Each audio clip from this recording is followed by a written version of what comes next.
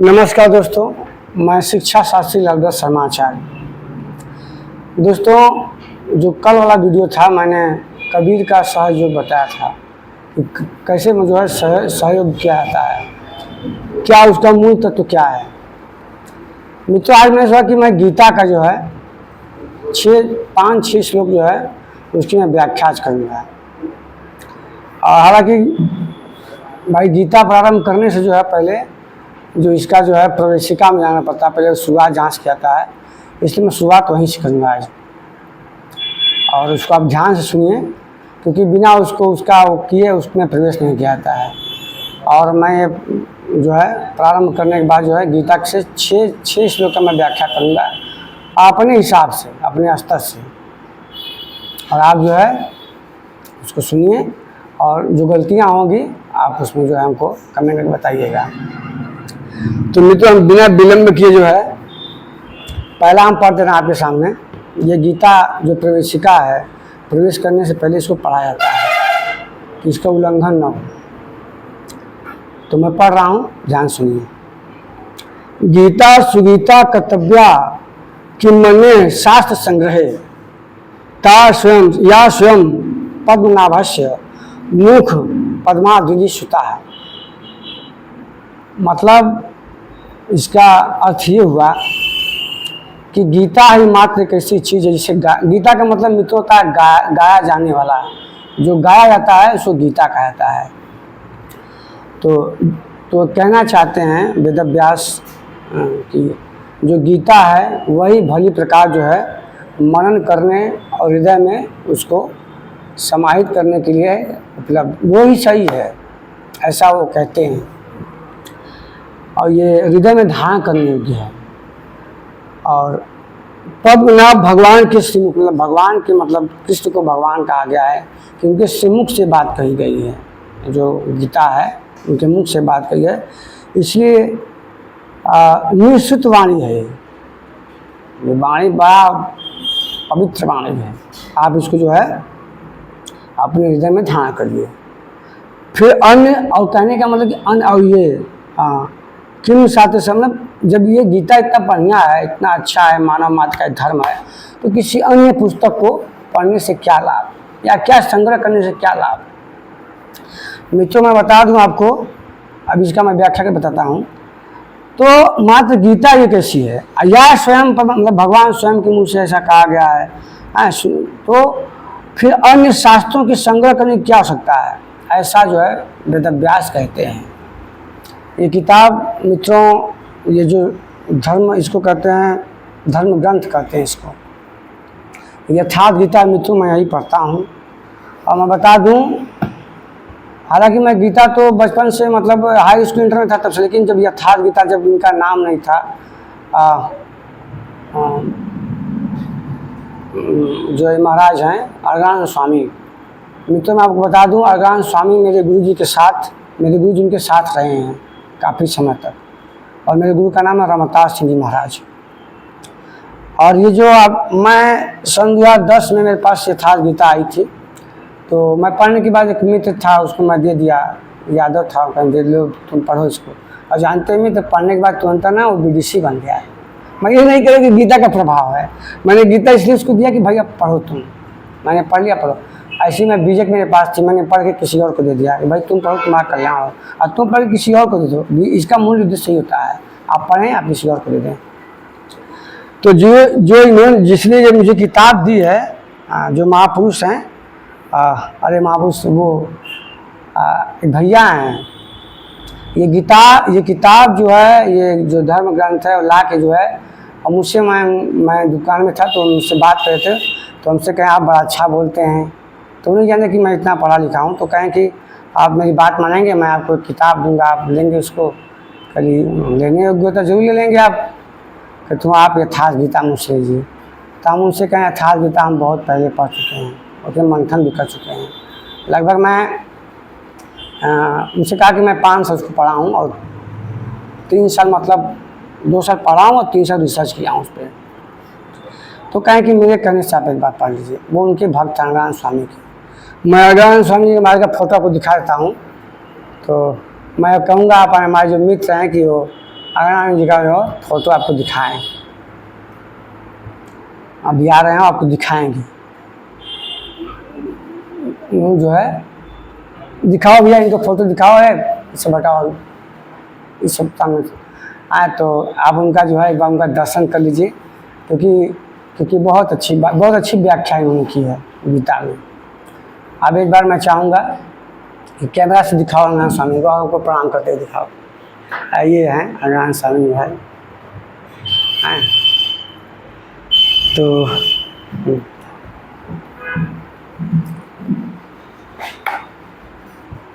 देख लीजिए, आप दर्शन कर लीजिए उनका जो है। पंखा बंद कर दो सब दोनों। चलो बस। तो मित्रों मैंने दिखा दिया।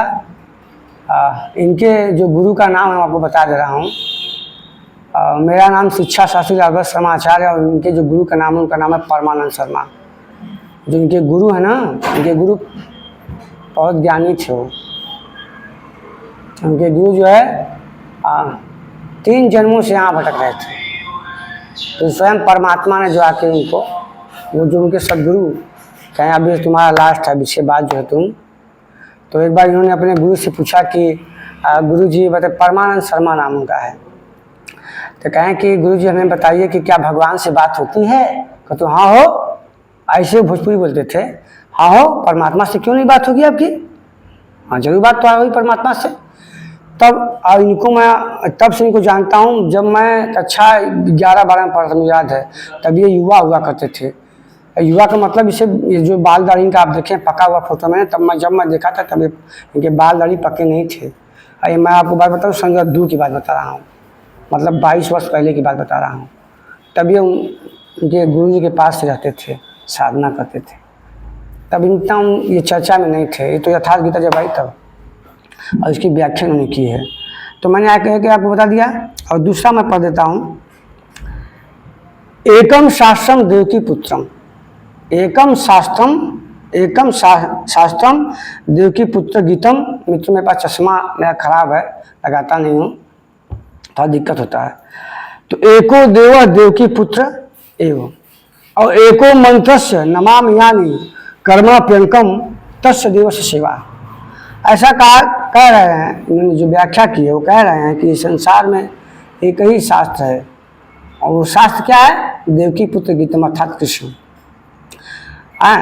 और एको मंत्र से है जो प्राप्त करने, मतलब एको मंत्र से नमाम, उसको नमस्कार कर, यानी मतलब कि कर्मा प्रियंकम तस्य देव से सेवा, अर्थात एक ही शास्त्र है, वो देवकी पुत्र भगवान के श्रीमुख से गाया हुआ गीता वही है और कुछ भी नहीं। और मैं आपको उदाहरण दे देता हूँ, इसमें जो है ऐसा कहते हैं ये इस श्लोकों की जो उन्होंने उदाहरण दिया है अगनानंद स्वामी महाराज। मैं कहा ना कि मेरे गुरु जी उनके साथ रहे हैं, उनका नाम रमता सिंह महाराज है। तो ममय वंशो जीवलोको जीव भूत सनातना मन शस्ता निद्रियाणी प्रकृति स्थान कसंती, मतलब सभी मानव ईश्वर की संतान है। ये सारा समाज, ये सारा जीव जंतु सभी उस परमात्मा के द्वारा ही प्रकट हुए हैं। ऐसे बहुत से उदाहरण है। और इसमें कहा गया कि मनुष्य की जातियाँ केवल 2 होती। कौन कौन सी होती मैं आपको बता देता हूँ। द्वै भूत सर्गो लोकेस्मि मनदेव असुर एव च दैवो विस्तरश प्रोक्ता असुरम प्राक्तम ते शृणु। मतलब मनुष्य केवल 2 प्रकार के हैं, एक देवता हैं, एक असुर हैं। ठीक है, अपने मनुष्य अपने कर्मों के द्वारा देवत्व को प्राप्त होता है, और अपने बुरे कर्मों के द्वारा वो असुर को प्राप्त करता है। समझ रहे हैं? बस ये। अब मैं आगे आता हूँ। ऐसे जो उदाहरण हैं बहुत से, जैसे महावीर ने कहा है, ये प्रवेशिका है मित्रों, इसको बिना कहीं मैं नहीं आगे बढ़ सकता हूँ, उसको कह लूँगा फिर आगे बढ़ जाऊँगा। फिर मैं आपको दूसरा अध्याय का जो है 5-7 श्लोक जो है मैं उसकी व्याख्या कर दूँगा, उसके बाद वीडियो बंद कर दूँगा। ध्यान से मित्रों सुनिएगा आप। भगवान महावीर ने कहा है कि आत्मा ही सत्य है, कठोर तप से इसको इसी जन्म में जाना जा सकता है, ऐसा कहते हैं। देखो तो मित्रों जो है उन्होंने कहा कि इसी जन्म में जो है, इसी दूसरा जन्म की बात नहीं है, इसी जन्म जो होगा इसी जन्म में होगा। ऐसा मैं थोड़ा फास्ट बोल रहा हूँ दोस्तों। और गौतम बुद्ध ने कहा है कि मैंने उस अविनाशी, मैंने बहुत पहले आपको बता दी बात कि मैंने उस अविनाशी जो है परम तत्व को जान लिया जिसको ऋषि महर्षि ने जाना। ईसा मसीह ने क्या कहा कि ईसा मसीह जो है, ईसा जिससे चलता है स्पी, वही ईसा मसीह जो आए थे वहाँ पे जहाँ पे लड़ाई चल रही इजराइल में, वहीं थे ईसा, वहीं उनका हुआ है। तो ईश्वर प्रार्थना से प्राप्त होता है, और जो है मेरे अर्थात मेरे सदगुरु, मतलब सदगुरु क्या, मेरे ईश्वर के पास आओ, तुम उसकी संतान कहलाओगे। और हजरत मोहम्मद सल्लल्लाहु ने क्या कहा था, ला इलाहा इल्लल्लाह मुहम्मदुर रसूलुल्लाह, मतलब जर्रे जर्रे में खुदा है, मतलब जर्रे जर्रे में परमात्मा है। शंकराचार्य ने कहा कि जगत मिथ्या, इसमें सत्य केवल नहीं, केवल ब्रह्म है। इसमें लिखा गया कि हरि का नाम है, ऐसा नहीं। उन्होंने कहा कि ब्रह्म ही सत्य, मैं भी ब्रह्म, आप भी ब्रह्म, सभी ब्रह्म, आप मुझे सुने, आप भी ब्रह्म है। और संत कबीर ने क्या कहा कि राम नाम अति दुर्लभ और ते नहीं ला काम, आद्यंत और युग युग रामायण के संग्राम, रामायण से संग्राम करो। रामायण से संग्राम का मतलब दशरथ राम का बात नहीं कर रहे हैं, इसमें से नहीं, मैं बता रहा हूँ, मैं उस राम की बात नहीं कर रहा हूँ, उस राम की बात नहीं कर रहे, वो बात कर रहे हैं वो आपके जो आपके अंदर राम बैठा हुआ आत्मा राम की बात कर रहे हैं, उसी से संघर्ष करो। ये स्वयं को जानने के लिए संघर्ष करो। स्वयं को जान जाओगे फिर ब्रह्म को जानने की आवश्यकता, परमात्मा जानने की आवश्यकता ही है, स्वयं को जानना ही सब कुछ है। और गुरु नानक ने क्या कहा, एक ओंकार सदगुरु प्रसादी, मतलब एक ही ओंकार सत्य है और सब और कुछ भी नहीं है। ऐसे बहुत लोग उदाहरण हैं। तो मित्रों, मैं ये तो प्रवेशिका कर गया। अब जो है, अब मैं गीता का जो है वो अध्याय जिसके लिए मैं यहाँ बैठा हूँ। एक बात बताया, मैं पिछले वीडियो में बोला था कि इच्छा ही सब कुछ होता है, इच्छा से सब कुछ होता है, इच्छा ही सृष्टि को पैदा करता है। मतलब उसी की इच्छा है कि हम और आप हैं, उसी की इच्छा है कि सृष्टि चल, तो इच्छा से सब कुछ होता है। देखिए यहाँ पे भी उदाहरण दिया है गुरु जी ने कि इच्छा का इच्छा माया इजा जब कह कबीर जो इच्छा वे ताका पार, जिसने इच्छा को पार जो विवर मतलब नष्ट कर दिया इच्छा को, वो सब उस निर्वाण को प्राप्त कर सकता है, उस मोक्ष प्राप्त कर सकता है। लेकिन मैं मोक्ष भी सत्य नहीं मानता हूँ दोस्तों। आप बताइए, अगर आपको मोक्ष चाहिए, क्या मोक्ष का मतलब क्या होता है? मोक्ष का मतलब यही होता है कि इस जीवन से आवागमन से छुटकारा पाना, मतलब जन्म और मरण से छुटकारा पाना ही मोक्ष है। अच्छा बताइए, मैं आपको मोक्ष मिल जाता है, अगर आपको मैं मोक्ष मिल जाता है आपके कर्मों के द्वारा, आपने सिद्धियों द्वारा आप मोक्ष हो गए, मैं मानता हूँ। तो क्या मोक्ष का मतलब क्या है? आप जाके किसी एक रूम में रहेंगे, मान लीजिए नॉर्मल सब रूम में रहेंगे, जो वहाँ क्वार्टर होगा सब लोग वहाँ रहेंगे, तो रहेंगे तो कब तक रहेंगे? आपका मन नहीं उठ जाएगा, आपका मन नहीं होगा कि कहीं और चला जाए, सदा सदा क्यों रहेंगे नहीं। इसीलिए कृष्ण ने गीता में कहा, मोक्ष की इच्छा करना भी मित्रों की इच्छा है। ये बात ध्यान सुन लीजिए मित्रों, मेरी उम्र भले ही कम होगी, लेकिन मैंने अच्छे अच्छे लोगों के संग में रहा हूँ। तो मोक्ष की इच्छा करना भी ना एक इच्छा है। आप कह रहे हैं कि मैं ऐसा कर्म करूंगा, ऐसा कर्म करूंगा, मैं गीता पढ़ूंगा, मैं शास्त्र पढ़ूंगा, मैं ध्यान करूंगा, मैं साधना करूंगा, मैं मुझे मोक्ष, तो मोक्ष नहीं करूँ क्या? मतलब तुम्हारे अंदर मोक्ष की इच्छा है, इसका मतलब ये हुआ कि तुम्हारी इच्छा मरी नहीं हुई है, अभी तुम्हारे पास इच्छा है, और इच्छा का अंत ही ताका पार न पाया। कबीर मेरे गुरु कहते हैं कि कह कबीर इच्छा भी ताका पार न पाया, जो इच्छा को मार दे, इच्छा को खत्म कर दे, इच्छा को नष्ट कर दे, उसका कोई पार नहीं पा सकता है। तो मेरे कहने का मतलब है, कृपया शोर न करें। तो इच्छा ही अनंत है, और आप इच्छा कर रहे हैं मोक्ष की, तो मोक्ष नहीं करें क्या? इसलिए कृष्ण ने कहा कि यदा यदा धर्म से ग्लानिर्भवति भारत तब स्थानम अधर्म से तदात्मानं सृजाम्यहम् परित्राणाय साधूनां विनाशाय चतुष्टां धर्म संस्थापनार्थाय संभवामि युगे।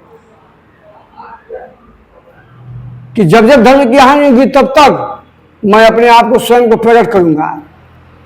और क्या? परित्राणाय साधूनां, तब मैं साधु सज्जनों की जो है रक्षा के लिए मैं बार बार यहाँ जाऊंगा, उनकी रक्षा करूंगा और धर्म की स्थापना करूँ। मेरे मित्र में एक बात समझ में आती है कि कृष्ण बार बार कहते हैं कि धर्म की स्थापना। मैं हर वीडियो में पूछता हूँ, मित्रों आपको पता है कृष्ण किस धर्म की स्थापना की थी? मुझे बताना प्लीज दोस्तों।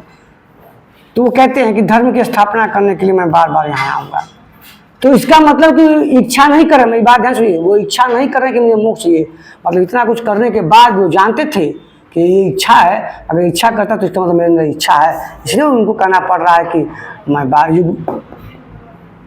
जो है कि यदा धर्म से ग्लानि बहुत अभ्युत्थान तदा परित्राण साधु नाम विनाश धर्म सत्ता अपना था संभवामी, तब तक मैं बार बार हर युगों में मैं अपने आप को स्वयं को प्रकट करता रहूँगा, ऐसा आप कहना चाहते हैं। तो मित्रों हम आगे बढ़ते हैं। और इच्छा नहीं, इच्छा तो मैं आपसे कहा ना कि कोई भी इच्छा है, इच्छा को तो मित्रों मैं आ जाता हूँ उस अध्याय पे, जिस अध्याय के मैं बैठा हूँ। मैं जब मेरा प्रोग्राम जब चालू करूँगा लाइव, जब से आपसे बात करूँगा लाइव, जब मैं आपसे बात करूँगा तो मैं गीता का जो प्रथम अध्याय से स्टार्ट करूँगा। अभी मैंने प्रवेशिका प्रारंभ कर दिया, अब मैं आपको ये बताना चाहता हूँ कि जो है जब वहाँ घबराता है कि मैं इनको मार दूंगा, अर्जुन घबराता है कि मैं मार दूंगा, इनका नाश होएगा, मेरे पिता हैं, मेरे दादा हैं, मेरे परदादा हैं, मैं कैसे मार दूंगा। तो कहते हैं कि अरे जिसको तुम मरने वाला समझो कोई यहाँ मरता नहीं है, मैं वहीं से आगे बढ़ रहा हूँ। तो कहते हैं यम, ये कहते हैं कि यम ही व्यथ यंतेते पुरुषम पुरुषर्थ समदु सुखम धीरम सो मृत वाय कल्पते। कहते हैं कि हे अर्जुन, क्योंकि पुरुष श्रेष्ठ तुम, मत पुरुषों में तुम श्रेष्ठ हो, और दुख सुख को समान समझने वाले जिस पुरुष इंद्रियों को, विषयों को, स्वयं को व्यतीत न कर पाते हुए वह मृत्यु से परे अमृत तत्व को प्राप्ति में के योग्य हो जाता है। यहाँ श्री कृष्ण ने एक उपलब्धि अमृत की चर्चा की है। तो मित्रों कहना चाहते हैं कि सुख दुख जो है और जो समान समझता है वो वही पुरुष श्रेष्ठ होता है। इसके आगे मैं बढ़ रहा हूँ। यह गीता द्वितीय अध्याय का जो है 16वां श्लोक है। नासतो विद्यते भावो न भावो विद्यते सता उभयोरेपि दृष्टो अंत सत्व नयोस्तः तत्व दर्श भी। मतलब अर्जुन कहते हैं कि अर्जुन असत्य वस्तु का अस्तित्व नहीं है और वह है ही नहीं, उसे रोका नहीं जा सकता, और सत्य की तीनों कालों में अभाव ही नहीं है उसका, और उसे तो मित्रों आपने जो है अभी जो मैं आपको बोला है कि नास्तो विदितो भावो न भावो विदते मता चश्मा नहीं दोस्तों सत्ता लिखा है। तो कहने के मतलब वो कहना चाहते हैं, मैं आपको बता, अब जो मैं बोला हूँ वो नहीं समझ में आएगा क्योंकि मैं बता रहा हूँ क्या आपका। वो कह रहे हैं कि हे अर्जुन, जो असत्य वस्तु का अस्तित्व नहीं है, जो असत्य है उसका यहाँ अस्तित्व ही नहीं है, और तीनों कालों में नहीं है। वो तीनों कालों का मतलब समझ रहे हैं? भूतकाल, भविष्यकाल, वर्तमान काल, जो तीनों काल में जिसका अस्तित्व ही नहीं है, जो असत्य वस्तु का यहाँ अस्तित्व नहीं है, और सत्य वस्तु का यहाँ अभाव भी नहीं है, जो सत्य वस्तु उसका अभाव भी नहीं है और उसे मिटाया भी नहीं जा सकता है। जो सत्य है तो सत्य क्या है? सत्य वही है जो ये बोल रहा है, जो अंदर से बात कर रहा है, जो मैं बोल रहा हूँ, ये जो अंदर है एनर्जी है, पावर कहिए या उसको ऊर्जा कहिए, आत्मा कहिए, कुछ भी कहिए, उसी की बात कर रहे हैं कि असत्य वस्तु का यहाँ अभाव भी नहीं है। असत्य जो असत्य वस्तु है उसका जो है अस्तित्व है ही नहीं और तीनों कालों में नहीं है, परंतु जो सत्य है उसका अभाव ही नहीं। तो सत्य क्या है? सत्य वही है जो बोल रहा है, जो आप सुन रहे हैं, आप उनको सुन रहे हैं ना, जो आपके अंदर सुना। बिन पग चले सुने बिन कहना, अब बिन कर्म करो विधि ना, अब बिन वाणी बलवक्ता जोगी। मेरी बात समझ में तुम? ऐसा तुलसीदास ने कहा है, मैं रामचरितमानस पढ़ा हूं। तो कहना चाहते हैं कि बताइए कौन है कि बिन पग चले सुने बिन कहना, तो कौन है वो जिसके पास पग भी नहीं लेकिन फिर भी चल रहा है, बिन पग चले कान भी नहीं है फिर भी सुन रहा है, और इसके पास बिन पग चले सुने बिन कहना, बिन कर्म कर भी नहीं, आज जिसके पास कर भी नहीं, हाथ भी नहीं लेकिन फिर भी कर्म कर रहा है वो। मित्रों में थोड़ा फास्ट बोल रहा, मैं बहुत तेज बोल रहा। तो कहने का मतलब जिसके पास जो है हाथ भी नहीं लेकिन फिर भी वो कर्म कर रहा है और नाना प्रकार का कर्म कर रहा है, एक दूसरे में नाना प्रकार कर्म कर रहा है। अब वीर वाणी व वक्ता जोगी, उसके पास वाणी भी नहीं है लेकिन वक्ता बना हुआ है, वो बहुत बढ़िया वक्तव्य दे रहा है। तो कौन दे रहा है? ये अंदर से वही दे तो रहा है, वही जो हमारे अंदर आपके अंदर है आत्मा, वो आत्मा ही इसमें है, वही ना वक्ता बना हुआ है। तो उसी की बात कृष्ण यहाँ कह रहे हैं कि बिन वाणी व वक्ता जोगी। एक भगवान शिव का है, शंकराचार्य के द्वारा लिखा हुआ है, मैं उसको पढ़ता हूँ सुबह। उसमें कहा अहम भोजनम न भोक्तम भोजम, अहम भोजनम न भोक्तम, मतलब मैं भोजन करते हुए भोजन नहीं कर रहा हूँ, वो शंकराचार्य द्वारा लिखा हुआ है, बड़ा बढ़िया है। तो कहने का अहम भोजन न भोक्तम, मतलब मैं भोग करते हुए भोजन नहीं कर रहा हूँ मैं। तो कौन नहीं कर रहा है? स्वाद लेते हुए भी नहीं स्वाद ले रहा है वो आत्मा। नहीं तो ये श्लोक बताने मुझे 1 घंटा लग जाएगा, लेकिन मैं इसको खत्म क्योंकि मैं 5 श्लोक बोलूँ तो मैं 5 श्लोक समझाऊंगा आपको। सॉरी, आप समझदार हैं, अब मैं आपके सामने इसकी व्याख्या कर रहा हूँ। आप खुद बुद्धिजीवी हैं तभी तो मेरी बात सुने आप। अगर आप बुद्धिजीवी थे तो मेरी बात सुनते। कल वाला वीडियो जो बहुत लोग सुने ना, वो सुना। तो कहने का मतलब ये है, तो वो कह रहे हैं कि उसे मिटा भी नहीं सकता। अर्जुन ने पूछा क्या भगवान होने के नाते आप कहते हैं, क्या ये भगवान होने के नाते आप ऐसा कर रहे हैं? श्री कृष्ण ने कहा, बताया कि मैं तो कहता ही हूँ, इन दोनों का यह अंतर हमारे साथ साथ तत्वदर्शियों द्वारा भी है। मैं जो कह रहा हूँ ना, मैंने भी कहीं अर्जित किया है इसको, और ये तत्वदर्शियों ने देखा है। तत्वदर्शी का मतलब मित्र वो होता है जो चेतना के द्वारा आत्मा की शक्ति, आत्मा का जो मुख्य उद्देश्य होता है वो चेतना होता है, चेतना सब कुछ चेतती है। तो चेतना के द्वारा जो अपने उस दृष्टि के द्वारा जो उसको देखता है, उसी को कृष्ण कह रहे हैं। उसको उदाहरण भी समझा रहे हैं ना, उनको अर्जुन को समझा भी रहे हैं वो कि मैं वो कह रहा है ना, वो अर्जुन कह रहा है ना कि भैया आप भगवान हैं इसलिए पैसा कह रहे हैं क्या? कह नहीं, मैं कह रहा हूँ नहीं, मैं तो कह ही रहा हूँ, लेकिन इसको तत्वदर्शियों ने देखा है, ऋषियों ने देखा है, इसको महापुरुषों ने देखा है। मैं उनका अनुभव कह रहा हूँ कि मैं ही नहीं कहने वाला हूँ। तो श्री कृष्ण का फिर लिखते हैं यहाँ पे अगम जी कि श्री कृष्ण वही सत्य द्वारा जो तत्वदर्शियों ने कभी देख लिया। श्री कृष्ण भी तत्वदर्शी महापुरुष थे, वो ऐसा कह रहे हैं। तो मित्रों ये आपको मैं बता दिया, और यह मैं आपको एक और श्लोक है, इसको मैं बता रहा हूँ आपको। ये दूसरा श्लोक है, ये जो है आप इसका अक्सर आप सुने होंगे, इसकी चर्चा आप अक्सर किसी लोगों को कहते हुए सुनेंगे कि न जायते मृते वा कदाचित त्रायम भूत्वा भविताम वा न भूय अजो नित्यो शास्त्रोयम पुराणो न हन्यते हन्य माने शरीरे। हे अर्जुन,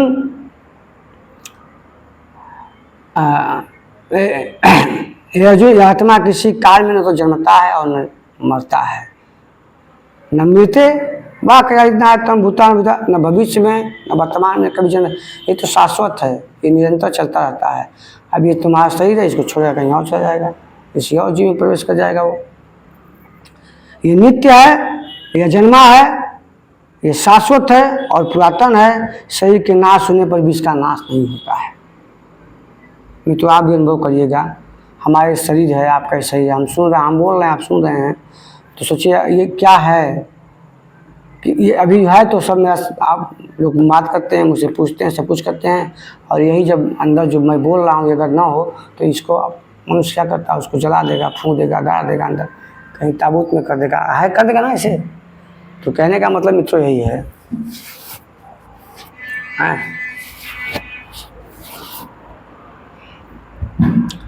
तो ऐसा कृष्ण जो है उससे कहते हैं कि हे अर्जुन, ये जो नित्य है, ये हमेशा है, ये नित्य है, सनातन है, शाश्वत है, अनवरत है, इसको नष्ट नहीं किया सकता है, इसको नष्ट करने में कोई सक्षम ही नहीं है।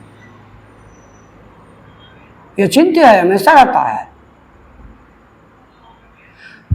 न हन्यते हन्य माने सही, इसको इस शरीर को मारने से भी नहीं मरता है ये। इसका उदाहरण आप मित्रों को समझा रहे हो कैसे। इससे मान लीजिए आपकी परीक्षाएं है ना, जिससे मैं ये परीक्षाएं है ना, आप इसको मारिए, काटिए, इसको काट दीजिए, इसको कुछ भी कर दिए, पानी से भिगाइए, सुखाइए, कुछ भी नहीं होगा। जैसे यहाँ से काटे तभी कटेगा, तभी गिरेगा। तो मतलब एक परछाई है वो। नहीं तो जब आप ध्यान करेंगे ना, जब ध्यान की अवस्था पहुँचेंगे ना, एक सूक्ष्म शरीर होता है, जैसे परछाई जैसा होता है, छोटा सा होता है शरीर, वो ध्यान करने से होता है। ध्यान जब करेंगे ना 2 घंटा, 4 घंटा, 6 घंटा, 10 घंटा, तो चेतना शक्ति होती है। जैसे आप ध्यान ऐसे कर रहे हैं ना, ध्यान करते करते आप वो जो चेतना से जितना ध्यान करते हैं वो चेतना, वो जो है चेतना शक्ति आपकी मजबूत होगी। एक दिन ऐसी अवस्था है कि वो आपके शरीर से निकल जाएगी बाहर, और खुद आप स्वयं उस शरीर को देखेंगे। उस शरीर से वो जो सूक्ष्म शरीर आप देखें, फिल्मों में देखें नहीं दिखाता रहता है, आत्मा निकल गया तो ऐसा ही होता है, लेकिन उसमें दिखाता है कि वो शरीर तो ऐसे निकल जाएगा। जब बाहर ना, जब वो जो सूक्ष्म शरीर होता है जब बाहर निकल जाएगा ऐसे, तो वो शरीर इस शरीर को देखेगा। और जानते क्या होता है उसमें, एक ना ऐसे तार लगा रहेगा, ऐसे तार समझ रहे हैं, एक धागा भी और पतला सा धागा उससे जुड़ा रहेगा उस सूक्ष्म शरीर से। और जानते क्या होता है, वो सूक्ष्म शरीर चाहे जहाँ भी चला जाएगा, कहीं भी भ्रमण करके चला आएगा, नहीं तो थोड़ा वीडियो बड़ा हो जाएगा। तो क्या है कि वो ऐसे चला जाएगा, वो कहीं भी जा सकता है। जो बड़े बड़े ऋषि होते हैं, जो मुनि होते हैं, ऐसे करते थे, सही यहाँ आए और कहीं और भ्रमण करके चले आए। नहीं तो मैं आपको नहीं समझना चाहिए, मैं आपको ऐसे समझा रहा हूँ। जैसे आप सोचिए, वो जो चेतना, वो चेतना ही होता है, वो चेतना की प्रबल शक्ति होती है। जब ऐसे नहीं होता, कम 2 साल, 4 साल, 5 साल, 10 साल ध्यान करेंगे तब होगा वो। तो ऐसे जब बाहर आपके वो सूक्ष्म से जब बाहर निकल जाएगा ना, तो स्वयं को शरीर को, इसी शरीर को देखेगा। तो उस दिन से आपको ना मृत्यु का भय खत्म हो जाएगा। आप मृत्यु मानेंगे, मृत्यु होता ही नहीं है, क्योंकि आप जानते हैं, आप सत्य जान गए कि यार मूल तो यहाँ, ये तो शरीर है, लेकिन इसका जो सूक्ष्म शरीर यहाँ है, वो इसी शरीर को देखेगा स्वयं। आप स्वयं उसको देखेंगे। लेकिन तो ये बिना सदगुरु का नहीं हो सकता है। ये गुरु जो है ना, राम स्वामी जी महाराज, तो कहने का मतलब ये है, तो अब वो भ्रमण करता रहता है, वो खूब भ्रमण करेगा, खूब घूम के फिर आके जब अपने आप स्वयं जो आके वो जो है इसमें प्रवेश कर जाएगा। फिर आपका ध्यान टूट, आप समाधि से हो जाएंगे। तो समाधि 1 दिन का हो सकता है, 2 दिन का हो सकता है, 2 महीने का हो सकता है, 1 साल का हो सकता है। समझ लीजिए, वो समाधि की अवस्था में बता रहा हूँ। छोड़िए इस बात को। तो कहने का मतलब ये है, तो अच्छा मैं आपको अनुभव भी करा दे रहा हूँ, सुनिए। जैसे आप सपना, आप सोते हैं ना, आज जब रात को सोते हैं, और पता है आप क्या होता है, आप जब सुबह उठते हैं ना तो कहते हैं कि अरे भैया हम तो सपना में बम्बई कर दिया, हम बम्बई गए थे, हम दिल्ली गए थे, हम मद्रास गए थे, हम चले, अरे सपना में तो हम गाँव गए थे, अरे सपना में हम गंगा किनारे से गए थे। वास्तव में आप जाते नहीं हैं, आप नहीं जाते। पता क्या रहता है, आपको ज्ञान नहीं है, सॉरी आप ज्ञानी हैं। आपको मैं बता रहा हूँ क्या होता है, वही चेतना होती है, वही चेतना होती है। आप अचेतन में हैं। मन 3 प्रकार का होता है मुझे, एक चेतन मन होता है, एक अचेतन मन होता है, और एक अचेतन मन होता है। ठीक है, चेतन मन, जिससे अभी मैं इस समय आपसे बात कर रहा हूँ, क्योंकि मन कर रहा था बात कर रहा है ना, वीडियो बन रहा, मन कर रहा था वीडियो बन रहा है, ये हो गया चेतन मन। एक होता है अचेतन मन। अचेतन मन समझ रहे हैं, जब आप सोते हैं उसको अचेतन मन कहते हैं। और एक होता है अचेतन मन। अचेतन मन का मतलब कि वो समाधि वाली अवस्था में, कि वो आप ध्यान जब करेंगे आप, तो वो जो वहाँ पर जो सूक्ष्म शरीर जाकर देखें तो वो सब देखता रहता है, उसको अचेतन कहते हैं। मैं तो बहुत पहले पढ़ा था बीएड में, मुझे बीएड किए हुए जो है 12 साल हो गया है। मैं आपको बता रहा हूँ, 3 जो होता है, चेतन मन, अचेतन मन और चेतन मन। तो अभी जो बात हुई है चेतन मन इसको कहते हैं। अचेतन मन जो ध्यान के द्वारा जाता है, और अचेतन मन ये अचेत है, आप ऐसे पड़े हुए हैं, आप कहीं और अचेतन समझ ना, अचेत, अरे हम तो अचेत पड़ गए, अरे अचेत हम गिर गए, अवाक हो गए। तो ये अचेतन, जब आप सोते हो तो आप अचेतन में होते हैं, अचेतन मन होते हैं। अब वही आप कहते हैं हम, अरे हमारा मन यहाँ चला गया, हम यहीं बैठे थे, हमारा मन। आज आप सोते हैं तो आप देखते हैं कि आप कहीं और भ्रमण कर रहे हैं, किसी गहराई में जा रहे हैं, किसी कुआं में गिर रहे हैं, कहीं आप जा रहे हैं, कहीं बम्बई। आज जब सुबह उठते थे हम तो बम्बई चले गए, अरे हम गए थे अपना वहाँ पे, तो वहाँ लोग मर गए। हम देखे, हम सपना देखे, सपना नहीं देखे मित्रों, वो अचेतन मन है। जो आप दिन में नहीं कर पाते हो वो अचेतन मन, उसकी क्रिया है। आत्मा को नींद नहीं आती है मित्रों, चेतना को नींद नहीं आती है, चेतना हर वक्त अपना कार्य करता रहता है मित्रों। तो जो चेतना है वही चेतना जब वही आपके शरीर से आवाज चेतना है, तो वही चेतना निकल के ना वही सूक्ष्म से जाके सब भ्रमण करता रहता है। तो जब सुबह उठते हैं तो कहते हैं हम तो सपना देखते थे, सपना नहीं है, वो चेतन मन अपना काम कर रहा है, वो सूक्ष्म से घूम रहा है। अब उसको आप स्वयं, तो आपको ध्यान का हम सपना देख, आगे वही आप ध्यान कर लेंगे ना तो उसको आप समझ जाएंगे मित्र। तो मित्रों ये हो गया, आपको ये बता दिया कि न जायते मित्रे वाकई तायम न भूतवा भविताम न भूया अजो नित्य शास्त्रों पुराण हनित्य हनि माने सही रहे मित्रों। अब इसी में एक और आता है श्लोक, वसांस जीवान यथा विहाय नवानि गृहाति नवोपानि तथा शरीराणि विहाय जिन अन्यानि संयाति नवानि रही।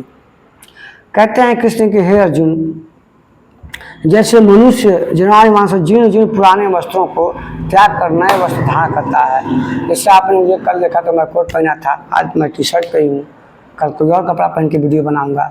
तो वो कहना चाहते हैं कि हे, आप तो सभी इसका मतलब जानते हैं, तो हे अर्जुन, ये जो शरीर है ना ये वस्त्र के समान है, ये जो है शरीर जो है वस्त्र बदलता है ना, उसी प्रकार जो है आत्मा जो है अपना वस्त्र बदलती है। तो इससे तू इसको तुझसे दुख नहीं होना चाहिए तुझको, ये सब मरने वाले हैं, सबको मार दो, तुम मार दो कि फिर ये मरे, तुम्हारे मरने से मरेंगे नहीं, क्या सही मरेगा। मैंने इसको पहले ही मार दिया इन सबों को। मैं तो चाहता हूँ कि इसको मार के ना तू श्रेष्ठता को प्राप्त कर, तुझे वो कहना चाहती है, मतलब तुम उस श्रेष्ठता को तुम प्राप्त कर लो ये कर्म करके। लेकिन तू माया का जो है ना, तू अमूर्तता में उलझ गया है, अमूर्तता में उलझ गया है, मेरी बात समझ नहीं पा रहा है। और इस न समझने के बस कहाँ ये है कि तू माया के बस हो, तू माया के पे है, इसी तो ऐसा कह रहा है। तेरे पास अविद्या है, तेरे आंखों के सामने अविद्या का पर्दा है, इसलिए तो ऐसा इनको तो अपना समझ रहा है। ये अगले जन्म में तुम्हारे क्या थे, अगले जन्म तुम्हारे क्या होंगे जानते हो नहीं जानते हो। आइए इधर, तो कहते हैं कि पुराने वस्त्रों को त्याग कर नए वस्त्र धारण करता है, ठीक वैसे ही जीवात्मा जो होता है, जो आत्मा होती है इस शरीर को छोड़कर दूसरे शरीर में दूसरा शरीर धारण कर लेती है, सिंपल सी बात है। लेकिन मित्रों जो बात कही गई ना, ये सांख्य योग पे कहा गया है, सांख्य योग पे बात कही गई है।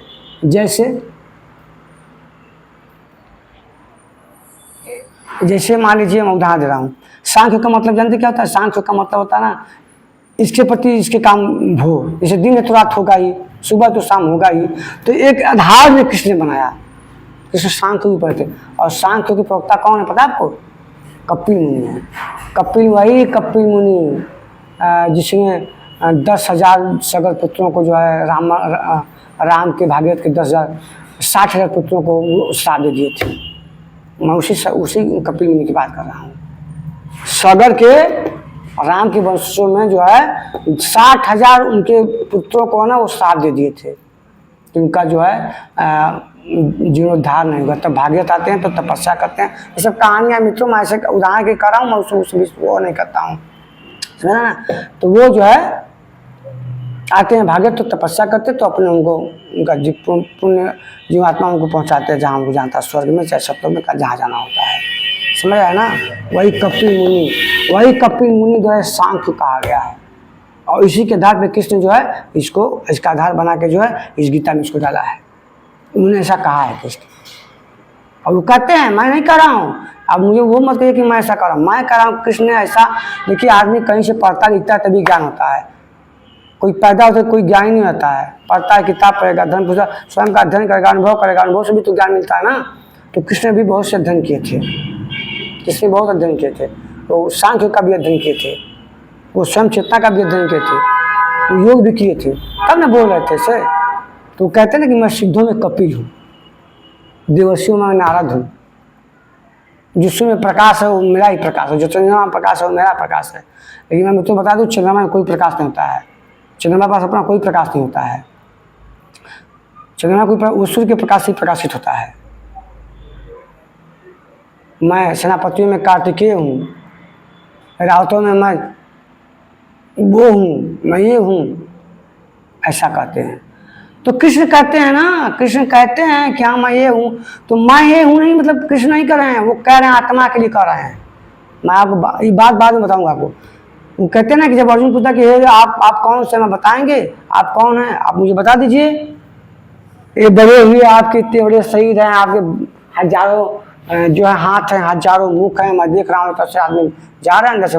मैं बता तो कहते हैं कि पता क्या कहते हैं, वो कहते हैं कि अहम आत्मा गुणाकेश सब रूप समझता, अहम आदि च मध्य च। हे अर्जुन, मैं सभी भूतों में, भूत का मतलब सभी जीव, मतलब सभी शरीर में या सभी जीव में, मतलब जितने भूत का मतलब होता है सब कुछ होता है, मतलब जीव जंतु जो चलता फिरता है, उससे कह रहे हैं कि सभी भूतों में मैं ही स्थित हूँ। तो मैं कौन हूँ? अहम आत्मा गुणाकेश। गुणाकेश का मतलब होता है मित्रों, जिसने नींद को जीत लिया हो। अर्जुन ने नींद को जीत लिया था, इसलिए उनका नाम गुणाकेश भी पड़ गया था। तो अहम आत्मा गुणाकेश सब रूप समझता, मैं सभी भूतों में समझती हूँ। तो मैं कौन हूँ? तो कह अहम आत्मा, मैं आत्मा हूँ। अब यहाँ से अब समझिए, वो कहना है कृष्ण आत्मा से कह रहे हैं, वो कृष्ण नहीं, आत्मा कह रहा है कि मैं हूँ। मित्र मैं बता दूं, कृष्ण बहुत बड़े योगी थे, या जिसने गीता लिखी है या जिसने गीता कही है, वो व्यक्ति वो स्वयं आत्मा कह रहा है, वो अपने को नहीं। वो कहेंगे अहम आत्मा, पूछता कि आप कौन, तो बताते हैं ना कि मैं वासुदेव का लड़का कृष्ण हूँ, मैं देवकी का लड़का कृष्ण हूँ, मैं यशोदा माता का लड़का कृष्ण हूँ। नहीं, उन्होंने कहा अहम आत्मा गुणाकेश, हे गुणाकेश मैं आत्मा हूँ, अहम आदि से मैं आदि भी हूँ, मैं मंत्र में, मेरा अंत है ना, मध्य में कुछ भी, मैं हर जगह स्थित हूँ। तो मैं कौन हूँ? तो मैं आत्मा हूँ। आत्मा कौन? जो सभी जीव में स्थित है। तो वासांश जिरानी यथा विहाय जे न्यानी संयाति न्याय दयित है। अर्जुन, यह वस्तु जिससे विकसित होता है, वस्तु जो विकसित होना चाहिए, परंतु यह शरीर संस्कारों पर आधारित होता है। यह संस्कार जिन होते हैं तो शरीर भी छूट जाता है। यदि संस्कार 2 दिन का है तो 2 दिन ही सही छूट जाएगा, अगर संस्कार 5 साल का है तो 5 साल में सही छूट जाएगा। बात समझ आए ना? तो अगर इतना जितना आपका रहेगा, आपने जितने अच्छे कर्म किए होंगे, तो ये क्या है? ये मृत्यु लोक है। मेरी माँ बचपन से कहती बेटा ये मृत्यु लोक है, ये मृत्यु लोक है, यहाँ मरने से भी आते हैं। लेकिन मरने के बाद भी मृत्यु, मरना ही सत्य नहीं है। मरने के बाद फिर जन्म है, और जन्म के बाद फिर मृत्यु है, और मृत्यु के बाद फिर जन्म है। यह संसार हड़बड़ का कुआं है मित्रों, हड़बड़ का कुआं। मेरे गुरु जी कहते हैं कि यह संसार हड़बड़ का कुआं है। मेरे गुरु कबीर कहते हैं कि संसार हड़बड़ का कुआं है। हड़बड़ कुआं समझ रहे हैं? मैं बता रहा हूँ आपको। जैसे आप देखेंगे जो पुरानी फिल्में हैं, दिलीप कुमार की हों, अच्छा है, मैं मेरे गांव के बगल में है, मैं देखा हूँ मैं, तो वहाँ पे हड़बड़ कुआं ऐसे होता है। जैसे उसमें डब्बे लगे रहते हैं ना, टीना के लगे, और लोहे में ऐसे चक्कर बनाता है, और जब वो ऐसे घूमेगा ना, तो जो कुआं होता है ना, उस कुएं में डब्बा गिरता है तो उसमें पानी था, तो ऐसे गिर आता है खेतों में, ऐसे गिरता है उसमें पानी भरते हैं, उसको कहते हैं हड़बड़ का कुआं। तो ये संसार हड़बड़ का कुआं है, बार बार फेरा लेता है। मतलब यह संसार मतलब जन्मा मरना, जन्मना मरना, फिर जन्मना, ऐसे चल रहा है। इतने जन्मों से यहाँ पे है, लेकिन वो उसको वही धन की लालच है, धन कमा रहा है, पैसा कमा रहा है, वासना उसका ये मिट नहीं, लेकिन बार बार हर बार जन्म ले रहा है। वहाँ से करके ऊपर से आता कि मैं जाके परम तत्व को, परम ज्ञान को जानूंगा। समय मित्रों, एक श्लोक मित्रों में कह के ना इसको यहीं पर विराम दे दूंगा, और अब अगला श्लोक जो है, जो 3 श्लोक बचा है, मैंने कहा ना कि मैं समझाऊँ, मैं बताऊँगा तो बात समझ आएगा मित्रों। तो ऐसा वो कहते हैं जो है, अभी ये देखिए एक उदाहरण भी यहाँ पे दिया है कि खलु क्रतुमया पुरुषो यथा कुतु रसि मिलो लोके पुरुषो भवति तथेता प्रत्यय भवति। ये छंदो छंद अज्ञ उपनिषद से लिया गया है, अज्ञ उपनिषद से लिया गया है, अर्थात यह पुरुष निश्चय ही संकल्प मैं है, इस लोक में मृत्यु पुरुष जैसा निश्चय वाला और वैसा ही यहाँ से मरकर जाने वाला पर होता है। हाँ, अपने संकल्प में बनाए शरीरों में पुरुष उत्पन्न होता है अपने द्वारा। इस प्रकार मृत्यु का शरीर से परिवर्तन मात्र है, आत्मा नहीं मरता पुनः इसकी, ऐसा मतलब इसमें क्या छंद अज्ञ उपनिषद में ऐसा कहा गया है। छंद ऐसे बहुत मित्रों 18 पुराण हैं, 108 उपनिषद है, बहुत हैं मित्रों। लेकिन ये सब हम इस समय आप गीता पढ़ना है तो बीजक पढ़िए, गीता पढ़ना है पढ़े, लेकिन स्वयं अपना चिंतन में करिए। जब गीता का सब कुछ ज्ञान करेंगे तो आपका ज्ञान कब प्रकाशित होगा। जो गीता का आपने सोचा, आपने जो भी अपना भी तो कुछ अनुभव होना चाहिए मित्रों ना। ये स्वयं जब आप स्वयं करेंगे तभी इसका आपका अनुभव होगा। मैं तो ये लास्ट श्लोक में देखिए 2 श्लोक बोला, अभी तीसरा श्लोक बोल रहा हूँ, खत्म करूँगा, उसके बाद कल फिर आपको बताऊँगा। नैनम छिदंति शस्त्राणि नैनम दहति पावका, नैनम छिदंति शस्त्राणि नैनम दहति पावका, न चैनम क्लेयन्ति तापो न शोषति मातः। हे अर्जुन, इस आत्मा को शस्त्र आदि नहीं काट सकते हैं, अग्नि से जला नहीं सकती है, जल से गीला नहीं कर सकता है, वायु से सुखा नहीं सकते। मित्रों वो ऐसा चीज है, वो ऐसा चीज है कि न तो उसको अग्नि जला सकती है, समझ रहा है ना, और ना ही उससे जो है जल गीला कर सकता है और ना हवा सूखा कर सकता, हवा ना उसको सुखा सकता है। वो ऐसा चीज है, क्या है उसको कोई मारने में सक्षम नहीं। मैंने आपसे कहा तो आप उदाहरण आपको दे रहा हूँ, तो वो कैसा होगा आत्मा, अपन वो कैसा आत्मा होगा, मैं बता रहा हूँ कैसा होगा आत्मा। आत्मा जिसे परछाई देख रहे ना, ये देखिए ये परछाई बनी ना इससे, ये परछाई आ रही ना भगत सिंह के फोटो पे देखिए। अब ये परछाई को आप काटिए, सुखाइए, गलाइए, कुछ भी करिए, कुछ भी नहीं होगा। न वो गलेगा, न वो फटेगा, न वो टूटेगा, न आग उस आग लगाइए परछाई क्या, ऐसा ही है वो आत्मा। एनर्जी है वो, पावर है। विज्ञान में होता है ना, विज्ञान जैसे पढ़ते तो 1 ठो एनर्जी टूटेगा तो 3 ठो बनेगा, 3 ठो टूटेगा तो 9 ठो बनेगा, 9 ठो टूटेगा 27 ठो बनेगा। तो ऐसा ही वो आत्मा है। लेकिन मैं तुम आपको बात बता दूं, आप कितना हो गीता पढ़ लीजिए, आप कितना हो वेद शास्त्र पुराण, ये चारों वेद रखे हुए हैं, आप सब कुछ पढ़ लीजिए, लेकिन मैं तो बता रहा हूँ वो आप कितना और बुद्धि लगाइए, कितना और तर्क लगाइए, लेकिन आप उसको नहीं जान सकते। किताब पढ़ने से मैं 20 बहुत दिन से मैं किताब पढ़ रहा हूँ, मेरे गुरु मुझे मिले, ध्यान सबसे अच्छा चीज़ है। मित्रों गीता में कहा गया कि निधि ध्यान करना चाहिए, मतलब नींद में भी ध्यान करना चाहिए। मैं इस पचड़े में पढ़ चुका हूँ और झेल चुका हूँ।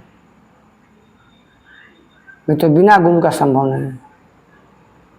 प्रयास करिए, हाँ, लेकिन ध्यान रोज करना है। ध्यान करने का ध्यान सबको ऊर्जा मिलेगी, एनर्जी में आप फिट रहेंगे, तंदुरुस्त रहेंगे, आप अपना काम आपको सब चीज़ें याद रहेंगी, सब कुछ आप कर सकते हैं एकदम स्पष्ट, आपका मेमोरी भी बहुत मजबूत रहेगा। ऐसा ध्यान करिए। और साधना तो बिना गुरु का नहीं। जिस सरगाम स्वामी जी महाराज हैं, आप इनके जाइए आश्रम में, मैं इनका प्रचार नहीं कर रहा हूँ, ये गुरु हैं तो प्रचार करना, गुरु का प्रचार करना चाहिए। गुरु हैं, आप इनके आश्रम में जाइए, हाँ, इनसे जो है मंत्र लीजिए और ध्यान करिए।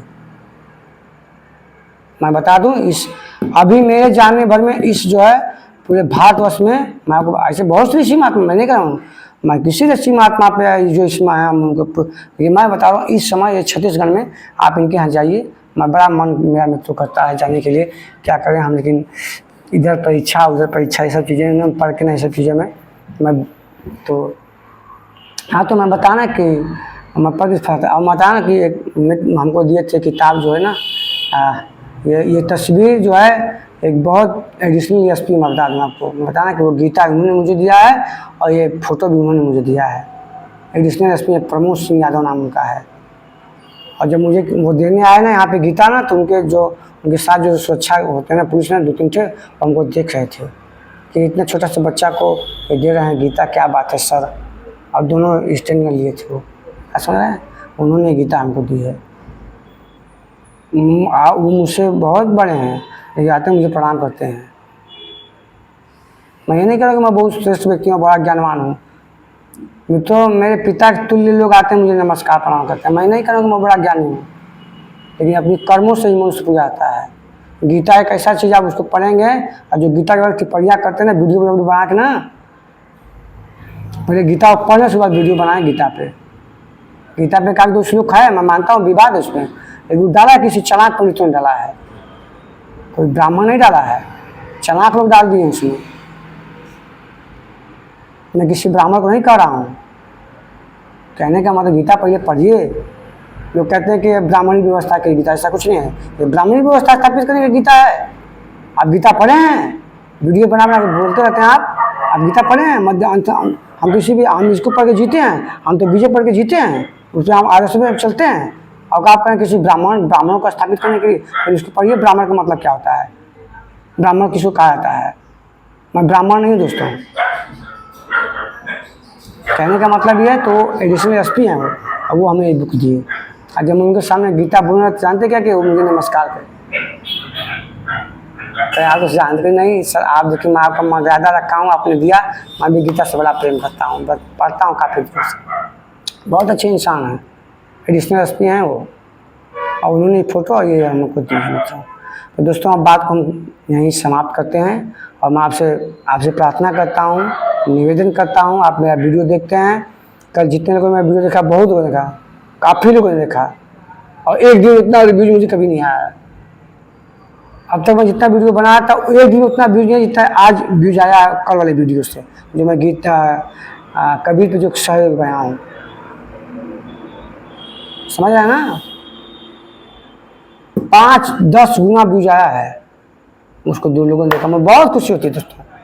पढ़ें, कबीर को पढ़ें, कृष्ण को पढ़ें, अच्छी बात है, और अपने जीवन में, अपने आचरण में उसको उतारिए। ये तो मुझसे भी भूल जाती है, मैं भी बहुत प्रयास करता हूँ, लेकिन मैं देखता हूँ, मैं ज्ञान की बातें करने के बाद, इतना कुछ करने के बाद, मैं देखता हूँ कि 2-4-10 घंटे बाद मैं फिर उसी माया में पढ़ता हूँ। लेकिन मुझसे हमें माया में रहना है। माया में रहने की कैसे रहना है, कमल के समान। जो कमल होता है ना, कीचड़ में रहता है, लेकिन कीचड़ उसको स्पर्श नहीं करता। माया में रहते हुए माया अपने, जैसे कृष्ण ने किया, जैसे कबीर ने किया, जैसे राधास ने किया, सभी ने किया। परमहंस ने किया, उनकी पत्नी नहीं थी कि परमहंस की, लेकिन वो गृह शास्त्र में थे, उस परम सत्य हो जाने। धन्यवाद दोस्तों, नमस्कार। आपको मैं प्रणाम करता हूँ। अगर मुझसे गीता श्लोक पढ़ने में थोड़ी त्रुटियाँ हो गई होंगी, या मुझसे कहीं गलती हो गई, तो मुझे क्षमा करिए। मैं अबोध बालक हूँ, और आप श्रेष्ठवान हैं, आप ज्ञानवान हैं, सुनने वाला एक अच्छा श्रोता आप हैं। मैं आपको प्रणाम करता हूँ, और आप मेरा चैनल लाइक करिए, शेयर करिए, सब्सक्राइब करिए मित्रों, और कमेंट करिए कि शर्मा जी आप यहाँ गलती कर रहे हैं। मित्रों, मैं उसको जरूर सुधारने का प्रयास करूँ। धन्यवाद दोस्तों, नमस्कार, धन्यवाद।